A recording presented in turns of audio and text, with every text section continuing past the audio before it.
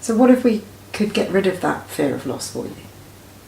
Well, I don't think you could, but Really? it'd be great. Yeah. No, I'm serious. I don't think I think it's something that's just there that happened over a period of years of you growing up. So you always expect something like that to happen. I think I'll always have it. So do you know what fear stands for? Something that's quite interesting. It's the fear of the unknown. Yeah. But fear also stands for false evidence appearing real. FEAR. Which means, like, if you think about things that people are afraid of, they're never things that are happening right now, are they? Yeah, it's the fear of what might happen. It's the fear of projecting into the future. So if someone's got a fear of loss, there's a part of them that's always kind of on the lifeguard chair. Yeah. Scanning, looking for anything that could potentially cause you to feel loss. Also, there's a film about fear, I don't know whether you've seen it, with Will Smith and his son, starring his son. And Will Smith, it's called The After Earth. Will Smith has no fear. And he was trying to get his son from a cadet to a ranger. I saw it. Yeah. I've seen it. They crashed. Yeah, and that was something, because he was explaining about, and that's where I just got that from. People are so scared, but these monsters were coming because they could smell the fear, and that's what killed them. Whereas he was just killing them all because he didn't have any fear, and he was not immortal, but that's how he survived, and that's where I got that connection from when I actually watched the film, because it was right. He said it's a fear of he said everybody's scared, but of what might happen, and if you can get over that. Yeah. And if you can get over that, then you can show up to life with a lot more relaxation. It means that you're more open to opportunities while still being connected. You know, a lot of people go for it, but they kind of disconnect in order to go for what they want. But you know, we can get rid of this watching lifeguard that's looking to protect you from loss, but change the impact that it has on your feelings. Because it's a bit like carrying around like a big rucksack that kind of weighs you down a bit at times. At times you don't notice it. I think it's blocked. I think a lot of it is blocked out though, and it's really deep within. Because I guess you just get used to it. So it doesn't feel like baggage. It just feels like that's who I am. So if we could change the impact that this fear of loss has, like you say, it's a deep down level thing that's become part of who you are in a way. Yeah. Because you've been managing it very well in some cases, but managing it very... So where in your body do you feel that emotion? That when you feel that fear of loss, when you allow yourself to feel it, where do you feel it in your body? Just in my gut. So it's in your gut. Yeah. So what we're going to have a look at now, when we asked your unconscious mind to trace back this fear of loss and where it first came from, just the girl in the pink nightie. So it was you in the pink nightie around 11, wasn't it? No, it was about 8. About 8. Yeah. And it was when my life started to change and not be so secure as it was. Probably because I used to have tonsillitis a lot as well. So I was always stuck at home on my own. My mum would try, my mum had to work all day, but she would try and make up for it by like buying me ice cream, jelly, my favourite soup, chicken cream soup, and all those lovely things that she used to do, but weren't quite enough because I'd spend days on my own in the bed, because you're ill. And there weren't any children's television programmes back in those days. No, you had the girl with the clown and the chalk. We don't like clowns. No. But and that's when I think my life started to go a little bit wonky. Was at that point? Yeah. So you feel this fear of loss in your stomach. Okay, so whereabouts in your stomach? Just by my belly button. Just by your belly button. Gut. Okay. Yeah. And so you also said you've got quite strong gut instincts.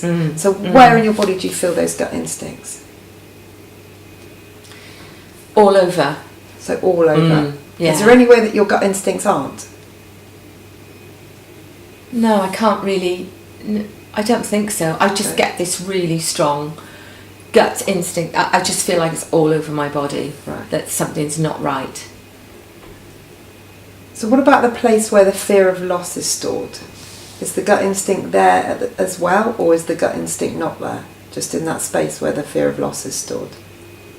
No, I think the fear of loss comes really within. It's something that is within, that, and then starts to get a little bit stressy, you know. The gut instinct is more of a instinct. Right. Okay. You know, like I need to do something about it. So I wonder if we could ask this part of you that is fear of loss, if it would be willing to come and stand on one of your hands.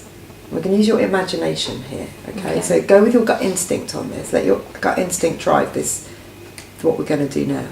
So I'd like to ask this part of you that is fear of loss, if it would be willing to talk to us, and if it would be willing to stand on one of your hands. Which one of your hands do you get a feeling that it would like to come out on? It's usually my left hand. It's on your left, okay. So could you hold your left hand out for me, please? Okay. So I'd like to ask, so we've got fear of loss here on your left hand. And as you look at fear of loss, does it have a weight as it sits there in your hand? No. It does? No. Okay. And as you look at fear of loss in your hand, who or what does it look like that you know? What comes to mind?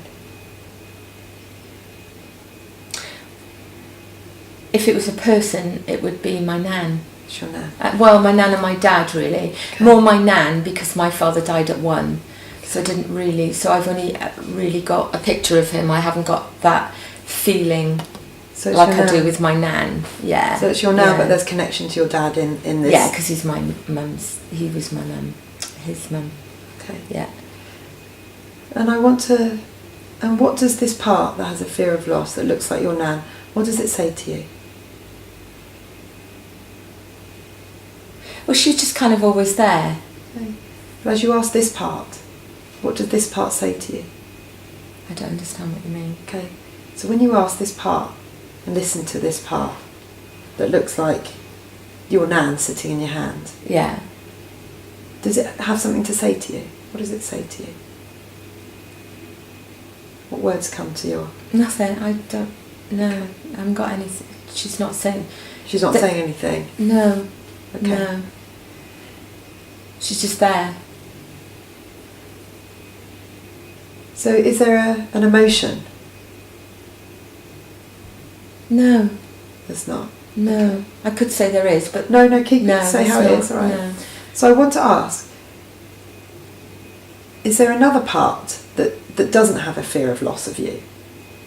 Yeah. Okay, and I want to ask if that part of it would be willing to come and stand on the other hand. Would it be willing to come and stand on the other hand? Yeah. Because it's that is my strong part. That loss, it's not a huge part of me. No, it's just a little part of me that comes out now and again when certain things happen and I panic. Yeah.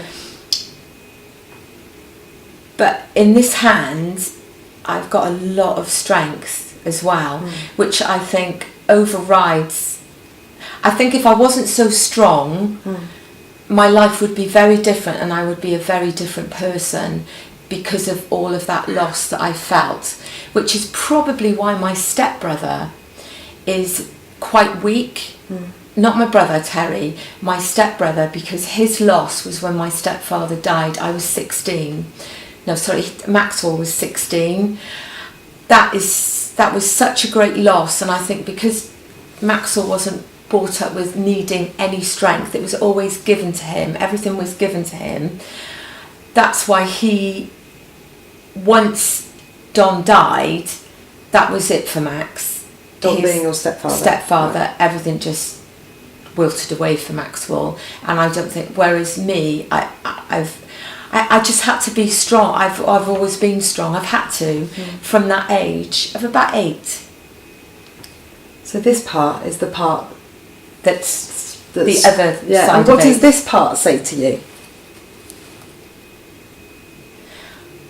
I'm just really strong. It says to you, I'm really strong. Right. Yeah. And there's no one in my hand telling me that, or no, you just get the feeling. I just get that feeling. Saying, hey, I'm not the weak hand. It's almost like I feel like it's like a black thing in there. There's a black thing in there. Okay, what does your unconscious mind want to do to the black thing in there? Just turn it into pink and... Okay. Yeah. So is your unconscious mind able to change the colour of that? I think it'll take some time. I don't think that's going to happen right now. Okay.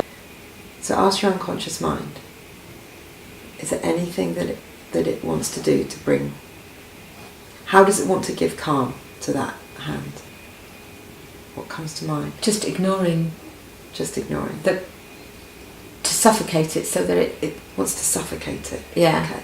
Yeah. So is there anything that the unconscious mind wants to bring in to help suffocate the black spot? Your unconscious mind has just got like trillions of resources that it can bring in. All that comes to mind is just ignoring it. Just ignoring it. Okay. Just ignoring it so that it will go away. So is there anything the unconscious mind needs to do to help you to be able to ignore it? Have the strength to ignore it. Have the strength to ignore it. So is there anything that your unconscious mind needs to do to the strength within this hand, to help the strength within this hand ignore it? To help it. Yeah. Well, it can't help it because it's got to ignore it. So it can't give it too much thought. Yeah. Otherwise, this will start taking over. Yeah. That situation. So I have to find the strength, or this hand needs to find the strength to ignore it. Because if I don't ignore it, it will get black. It doesn't grow, it's just there. I'm not scared of it growing because I've learned to cope with that, but I don't want it to be, it's either like a black or it's a black. And when it's black, it takes over this.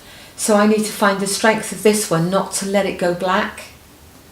So what does your unconscious mind need to do so that the strength of this one can help it to become pink?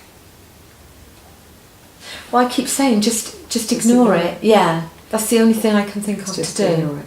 So well, not ignore it. I've got to get the strength to ignore. I've got to find the strength to ignore it, because if I had the strength to ignore it, it wouldn't be there. It would be pink. So what do we need to do? What does your unconscious mind need to do to grow the strength?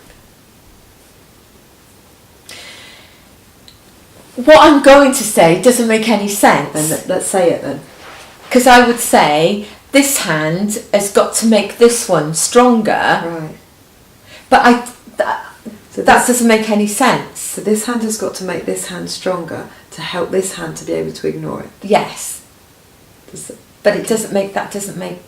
Then that's fine. That we're working. Okay. But that's what feels right for you. Yeah. Right. Yeah. But I don't want to. Right. So can you just I don't want this hand to help this black thing, because this is going to be, because I know what you're coming. You're now basically what I'm saying. I need to start looking in to this black spot. So I'm saying to you over and over again, I just want to ignore it. I want to suffocate it, and I want it to be pink again. I don't really want this helping and diving into this, because I don't know what's in there. So we've got a conflict here. Yeah. On one hand, your unconscious mind is saying you need to help this. Yes. But then your need to protect yourself from this, because I don't know what's in that black hole. Right. So the fear of loss is preventing you from dealing with the fear of loss. Yes. Which is the fear. Right. Yet what did your unconscious mind say that would solve it? Making it stronger, helping that. But I don't want to go... Okay. I don't even... So what needs to be in place for you to trust your unconscious mind, to trust your gut instinct on this? My gut. Yeah. And what does your gut say? It's not saying it. Okay. My gut instinct is, why would you want to do that when you're... That sounds like your head. Gut instinct doesn't say why. Okay, well that's how I feel. My head is saying, I don't really... Yeah, I don't want to go into that black hole, because... So what about if there was a way of dealing with the black hole without going into it? Yeah, but how can you do that? How can you deal with something without actually going into it? Because then you're not suffocating it then, you're actually opening it up. What if we trusted your unconscious mind to be able to deal with it without even having to go into it? I don't know whether I could trust it or not. I don't know. I don't know. What needs to be in place for you to have more trust? Or more strength. So the strength is key to having more trust. Can you see the relationship here? Yeah, I can. Yeah. So if you put if you were to score strength, 10 being really strong, 0 being really low, where would you put your strength at the moment? 10. You'd put it at 10. I really would. Yeah. Where would you put trust?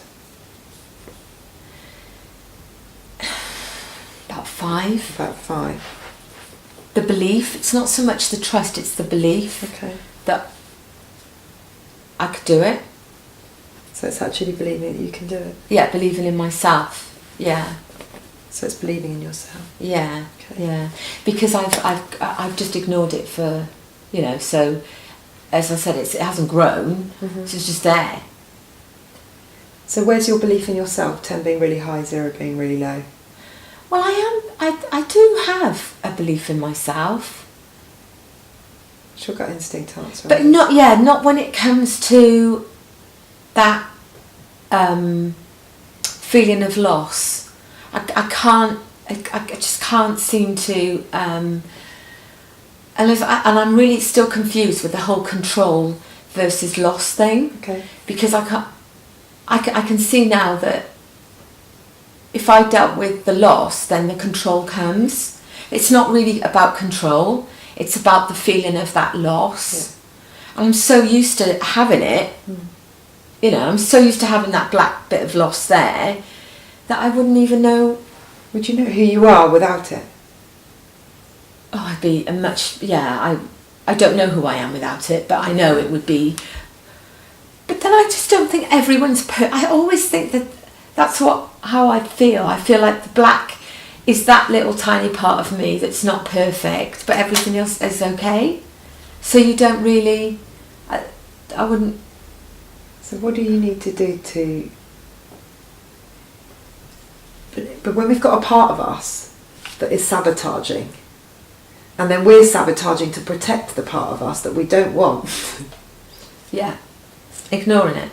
Yeah. Yeah. Ignoring it is kind of like living in an unhappy relationship where you learn to live in the same house. Exactly, yeah. And, cope, deal with those little things like somebody changing the channel. Yeah. Yeah, you just deal with it. Yeah. And that's been your strategy, hasn't it? Yeah.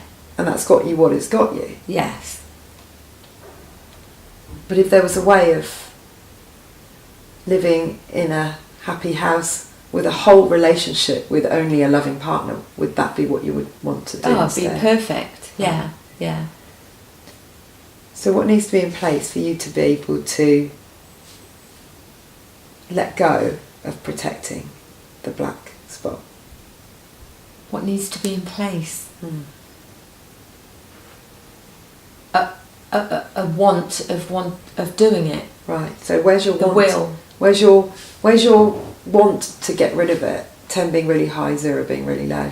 When I'm in that situation, the want is 10. Yeah. When I'm not in that situation, like today, I'm like really calm. There's nothing really going on. So it's like I always do. It's just there, and I don't even think about it. No. It's just there. But it's when certain things happen that it pops up again. So if you ask me this question next week and there's something stress, I'd be like, oh my God, I just need to deal with this. Which is what gets you this roller coaster effect that you find yourself in with things. Yeah. And that is my personality. It's almost like bipolar. You're not bipolar. I know, but you know what I mean. I'm dramatic. And what it is, it's about returning you to your natural Karen. Yeah. And is fear of loss natural Karen?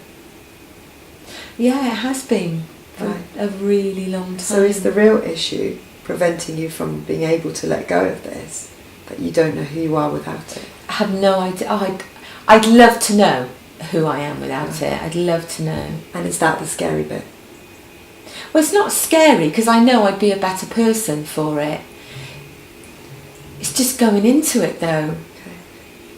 So what if there were lots of amazing ways to go into it without that you would never even have known about? Yeah. But you always think of, sitting in a room on a sofa, lying down, being in tears over things that, you've completely forgotten about. And I don't really want to go there. I don't do that. Do you know what I mean? Okay. So we found out how it serves you.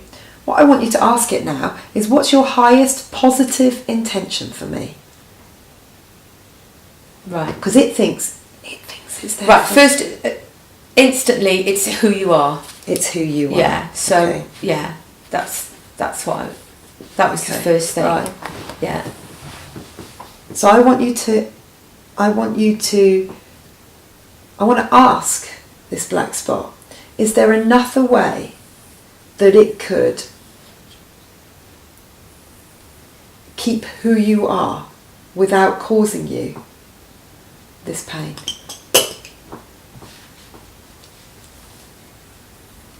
It just wants to be there. Wants to be there. Wants to be there. Wants to be a part of me. It wants to be a part of you. So that's why it won't go, because it wants to be a part of you. So is there with this black spot, like a more positive job? Yeah, but now and I'm going to that Bobby scenario where it doesn't really know how to. It doesn't know how to. So it's happy to be that, like, black spot. So it's happy to be this black spot. Yeah, because it doesn't know. It wants to be a part of me and doesn't really know how else to act. So it's just there acting like that. Okay, so it doesn't know how any other way. If there was another way, would the black spot like to know what it was? Yeah. It would. Yeah, it would. But you can't, like. Yeah, it wants to be there. It wants to be a part of me. So could we give the black spot a new job role that means that... Yeah, as long as it's not hard work. As long as it's... Right, so it doesn't like hard work. Okay. No. God, but does black spot not realise how hard it's been working? No, it doesn't at all. It doesn't? No, Wow. because I mean, it's just used to being there. How strong's that? Really strong. Yeah. What? That's why it doesn't want to move. So, okay. So could we thank black spot for all the hard work that it's done for us? And ask it if it would be willing to redirect the same amount of energy in a new direction. It will, but as long as it's not hard work. As long as it's not hard work, okay. Yeah. So what does your unconscious mind need to do? What do we need to give this black spot? We need to give it some sort of reassurance. Okay. That it's going to stay there. Okay. But it's going to be a better person. It's going to be better for that black spot, because if we can work on it and change it, pink is so much nicer than black, but it still wants its mark there. Right. So it's going to be hard to change it to pink because it likes being black. Okay. Because that's like the dominating thing that it wants to be. Okay. So I wonder if we could ask the black spot if it could trace back all the way through its lifetime. Mm-hmm. It grabbed me when that time when I had that photograph taken. It kind of it grabbed me then. I think, yeah. That's when it grabbed me. Okay, and what did it think it was doing for you at the time? I didn't even know it. I didn't even know it was part of me then. But I think that was a vulnerable time when that black spot was probably looking around thinking, oh, that I could stay on her for forever, because it needed something. Did it want to help you? To cling on to. No. It didn't? No. It wanted to. Okay, so where did the black spot come from?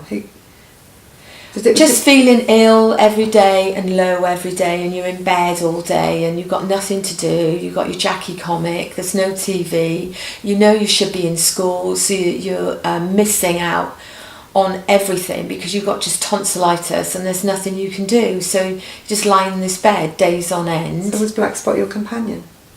Yeah. I didn't think he was my companion. He just kind of just started giving me a little bit of this feeling of not loss, but just feeling, I don't think the feeling of loss was there then.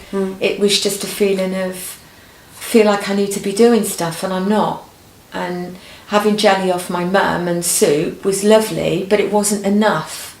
So was the black spot? I'd have loved my mother to have been there, actually, because I don't think the black spot would have been able to climb into my hands, because he would have seen my mother going up and down the stairs all the time, talking to me all the time and making sure I was okay.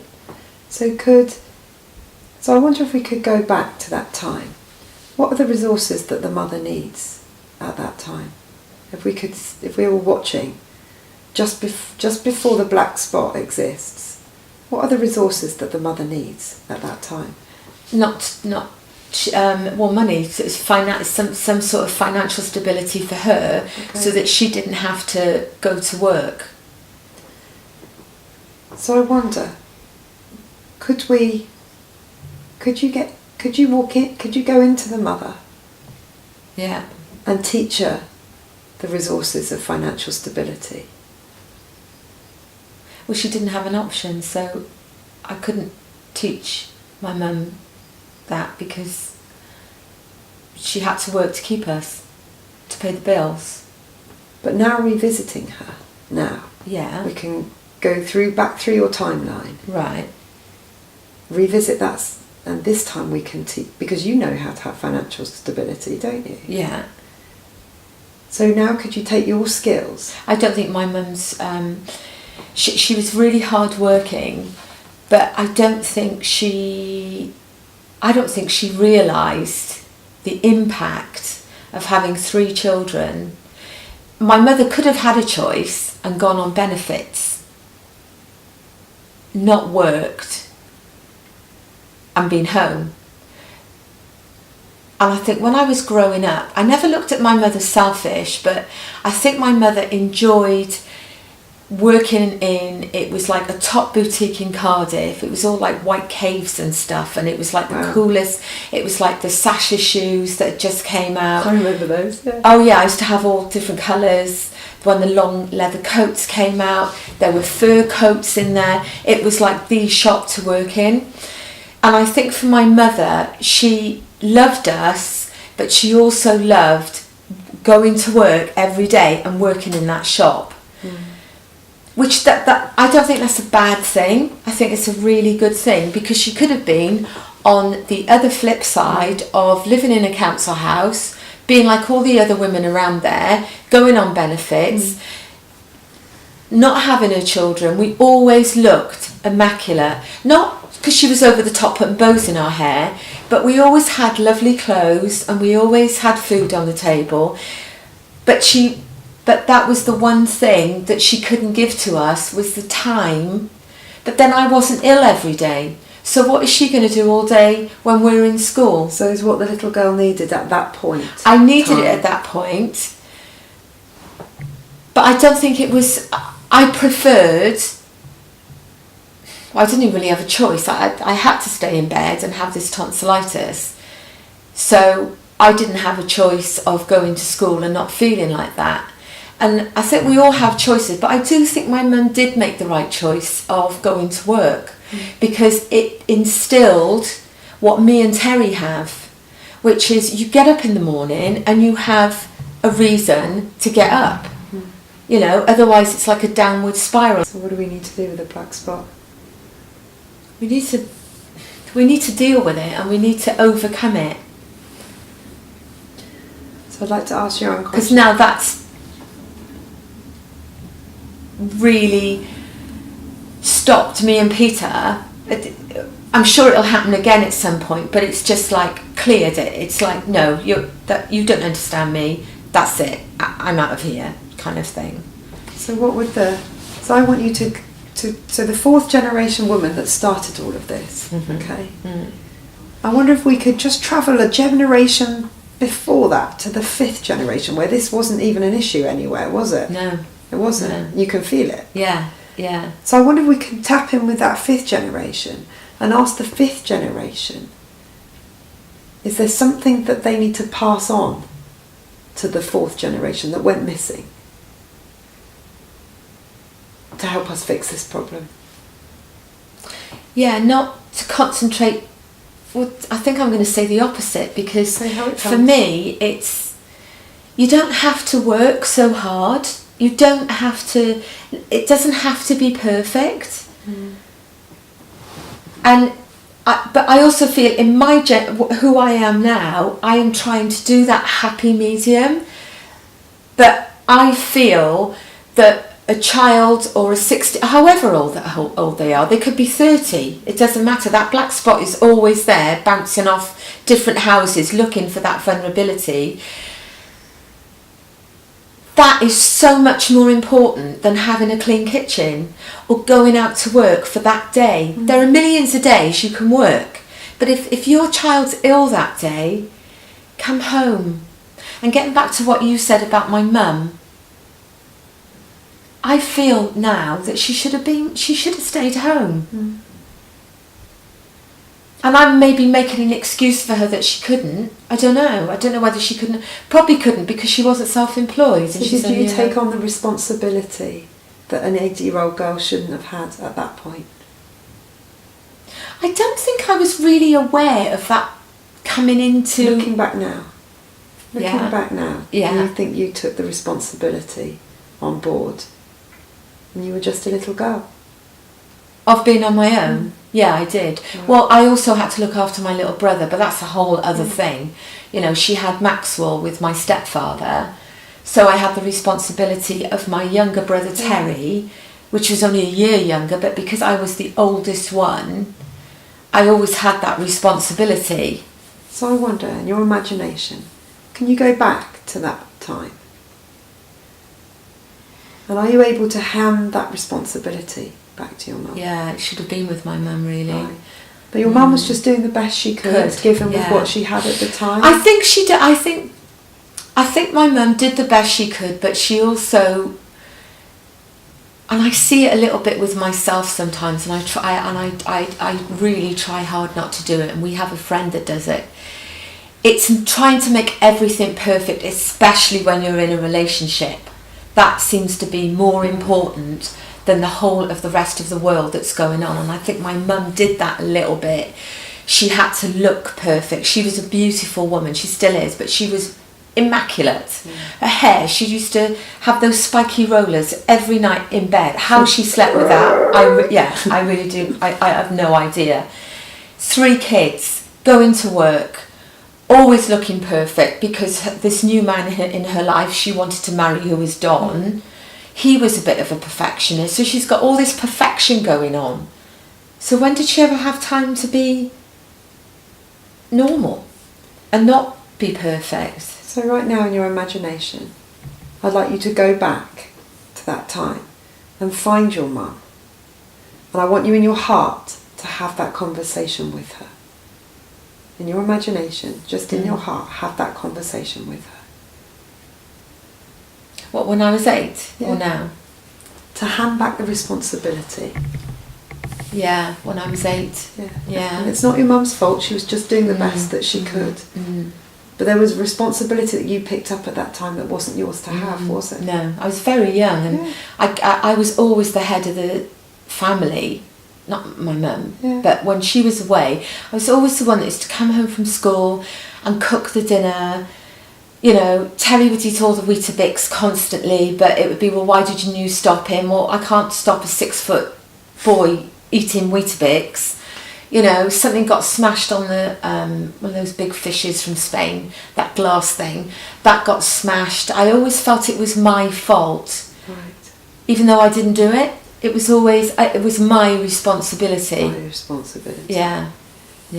So, in your imagination, are you able to... And even now, it's my responsibility. If mum's relationship nearly went pear-shaped, but it was all in her head, first thing I was going to go down and bring her back here, because I knew Terry and Maxwell, it wouldn't be their responsibility. I was responsible for my mother.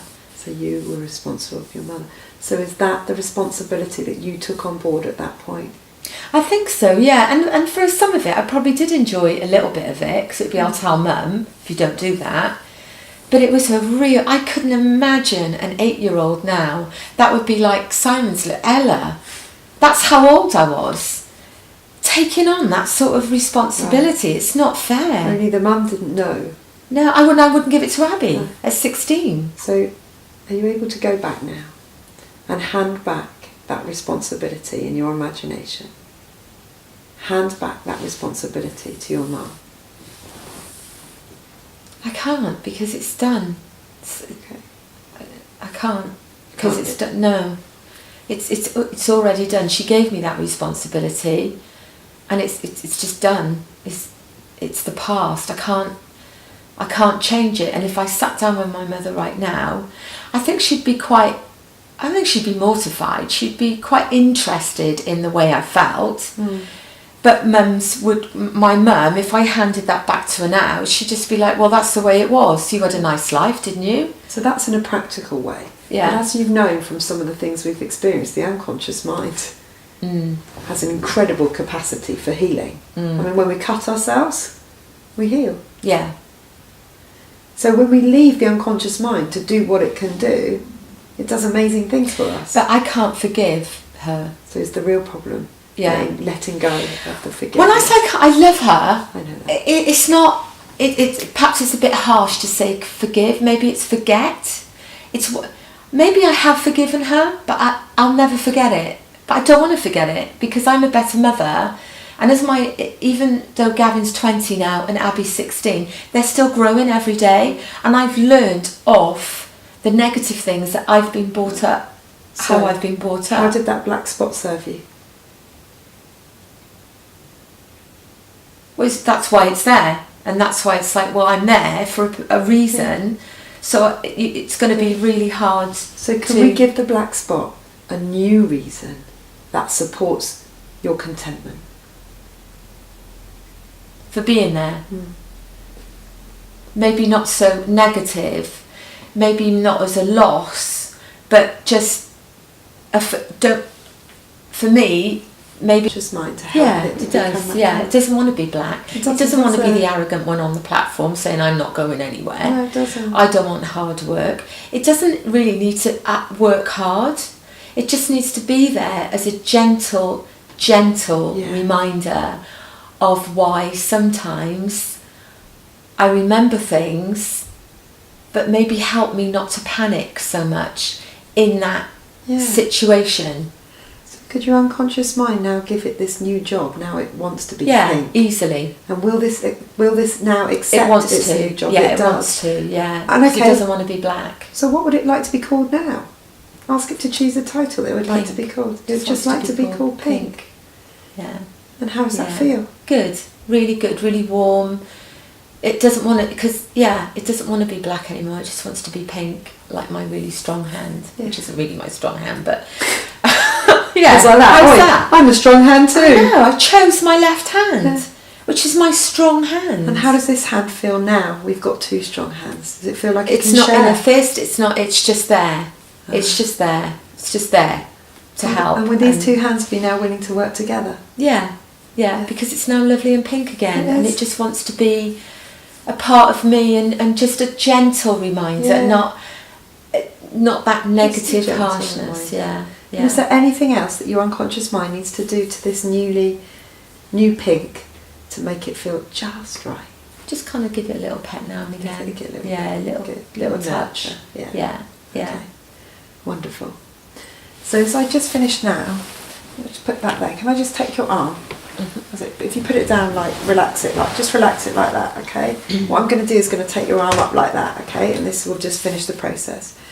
So is it okay if and you're just going to let your unconscious mind do the work? You've worked hard enough. May I take this arm? Thank you. Okay. So I'd like to ask your unconscious mind to take control of this arm. And to lock all those changes into place so that they support your emotional well-being, but only as quickly as you can lower your arm. So just trust your unconscious mind to be locking those changes into place, and as it does so, it will give your arm permission to go down. Very good. And that's it, really. So what's that? Yeah, it's just lovely and pink. Great. Yeah, and it really wants to be pink as well. And how do you feel now? Good. Yeah, I do. I feel like loads of what's that film, The Green Mile, where all the things that's exactly it. That's exactly how I feel. I feel like you've made me get it all out. But he gives life, so you'll be all right. Oh, but thank you very much, Karen. Oh, you're welcome. That was really lovely. Thank you. Yeah. Amazing, Becki. Absolutely.